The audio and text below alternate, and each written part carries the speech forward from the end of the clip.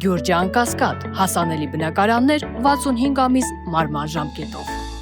Նախ ուզում եմ մի խնդրի մասին բարձրաձայնել, հետո եթե ժամանակս կհերիքի նաև որոշակի իմ մտքերով կիսվել, ուրեմն կոնյակ արտադրող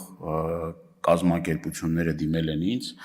Վրաստանում, գիտեք, որ տարանցիկ բեռ համարելով, քանի որ կոնյակը արտահանվում է Ռուսաստանի Դաշնություն, Վրաստանում բեռները կանգնեցվել են եւ նմուշարման պատրվակով արդեն շաբաթներ շարունակ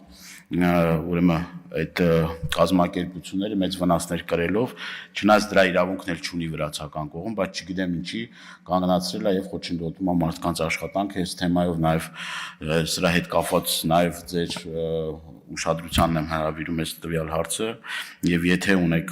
պատասխանեք, եթե չէ հետամուտ լինեք այս հարցին, ինչ վերաբերվում է նաեւ իմ հարցադրմանը, որ ես փորձեցի այն ժամանակահատվածը, որ ինձ ընձեռնված էր ասել, փորձեմ էլի ժամանակս քիչ է, բայց հետեւյալ սխեման նկարագրեմ, ինչա տեղի ունենում տնտեսվարողը, ուրեմն արտադրողը, երբ որ սուպերմարկետին արդեն այդ ապրանքը տանում է սուպերմարկետին, սուպերմարկետը մի հատ գովազդի գումար է ուզում, մի հատ դարակաշարի գումար է ուզում, մի հատ էլի այլ գումարներ է ուզում եւ դրանով պայմանավորված արդեն իսկ անհավասար պայմաններ է ստեղծվում բակային եւ փոքր ու միջին խանութների հետ կապված։ Ինքը կարողանում է այդ ապրանքի գինը էժան դնի, քանի որ ունի լրացուցիչ եկամուտներ տարբեր տեղերից եկող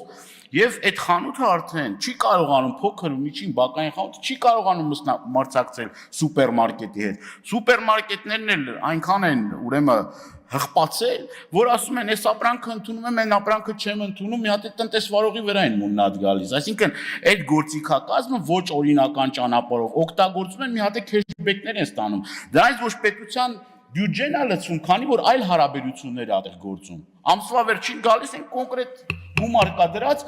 եւ տնտեսվարողների հետ, եթե պետք է նաեւ այդ քննարկում պետք է կազմակերպենք, եթե ուզում ենք, որ տնտեսությունը զարգանա եւ հավասար մրցակցություն։ Արթուր Խաչատրյան